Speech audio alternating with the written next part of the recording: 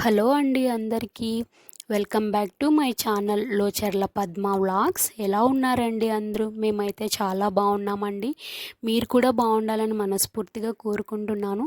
ఈరోజు video tomato నిల్వ పచ్చడి అండి.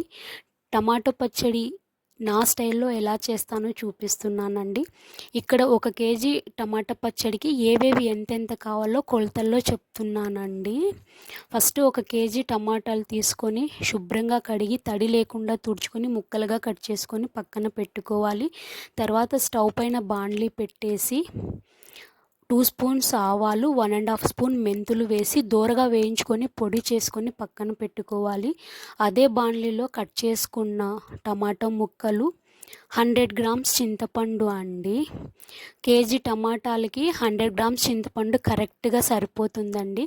అలాగే చింతపండు కొత్తది తీసుకోండి, ఎందుకంటే పచ్చళ్ళకి ఎప్పుడైనా కూడా చింతపండు కొత్తదైతేనే టేస్ట్ బాగుంటుందండి. పూర్తిగా మెత్తగా ఉడికిపోవాలండి. నీళ్ళేమీ వేయకోకుండా టమాటాలో ఉండే నీళ్ళతోనే ఉడికించుకోవాలండి. టమాటాలని మెత్తగా ఉడికించుకోవాలి. ఇవి ఉడికే లోపల కారం కొలత చూసుకున్నామండి. ఎక్కువ స్పైసీగా ఉండే కారం అయితే 50 to 60 గ్రామ్స్ సరిపోతుందండి గ్రామ్స్లో. తక్కువగా స్పైసీనెస్ ఉండే కారం అయితే 70 to 80 గ్రామ్స్ సరిపోతుంది.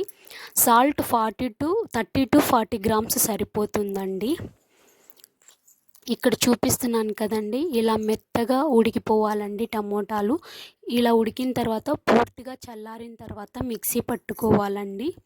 మిక్సీ పట్టుకునేటప్పుడు మిక్సీ జార్లోకి ఉడికిన టమోటా పేస్ట్ని తీసుకొని ఆవాలు, మెంతి పొడి, వెల్లుల్లి రెబ్బలు, 1 స్పూన్ పసుపు, ఇందాక కొలత చెప్పాను కదండి కారము, ఆ కొలత చెప్పినంత కారము, కొలత చెప్పినంత ఉప్పు మిక్సీ జార్లోకి వేసుకొని మెత్తగా పేస్ట్ చేసుకోవాలండి.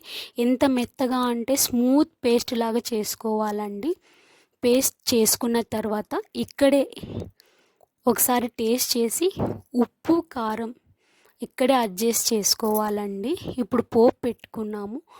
నిల్వ పచ్చడికి ఎప్పుడైనా కూడా నువ్వుల నూనె, వేరుశనగ నూనె పోపుకి బాగుంటుందండి, టేస్ట్ బాగుంటుంది. పచ్చళ్ళు ఎక్కువ రోజులు నిల్వ కూడా ఉంటాయి. ఇక్కడ నూనె వేడైన తర్వాత నేనైతే వేరుశనగ నూనె తీసుకున్నానండి. ఇక్కడ నూనె వేడైన తర్వాత ఆవాలు 2 స్పూన్స్ ఆవాలు, 2 స్పూన్స్ పచ్చిశనగపప్పు, 2 స్పూన్స్ పొట్టు మినప్పప్పు, కచ్చాపచ్చగా దంచిన వెల్లుల్లి రెబ్బలు, కొంచెం కరివేపాకు వేసి ఫ్రై చేస్తున్నానండి.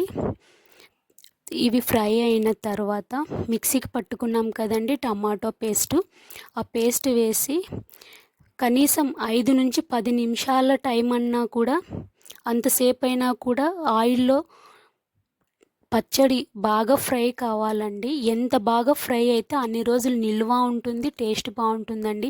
కొంతమంది అంటుంటారు కదండి, మేము చేసాము ఎక్కువ రోజులు నిల్వ ఉండలేదు, పాడైపోయిందని.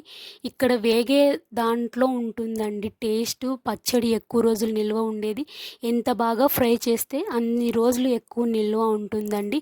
ఈ పచ్చడి రైస్లోకే కాదండి, టిఫిన్స్లో కూడా బాగుంటుంది. ఇడ్లీకి, దోశకి, చపాతీకి కూడా టేస్ట్ బాగుంటుందండి. ఒక్కసారి ట్రై చేసి చూడండి. టేస్ట్ ఎలా వచ్చిందో కామెంట్ సెక్షన్లో కామెంట్ చేయండి. ఎప్పుడైనా పని ఎక్కువగా ఉన్నప్పుడు, వంట చేసేకి వీలు కానప్పుడు రైస్ ఒక్కటి పెట్టుకొని ఈ పచ్చడి వేసుకొని నెయ్యి వేసుకొని తింటే చాలా బాగుంటుందండి టేస్ట్. నిజంగా ఒక్కసారి ట్రై చేసి చూడండి. అలాగే మన ఛానల్ని ఎవరైనా ఫస్ట్ టైం చూస్తుంటే ప్లీజ్ సబ్స్క్రైబ్ చేసుకొని ఒక చిన్న లైక్ ఇవ్వండి.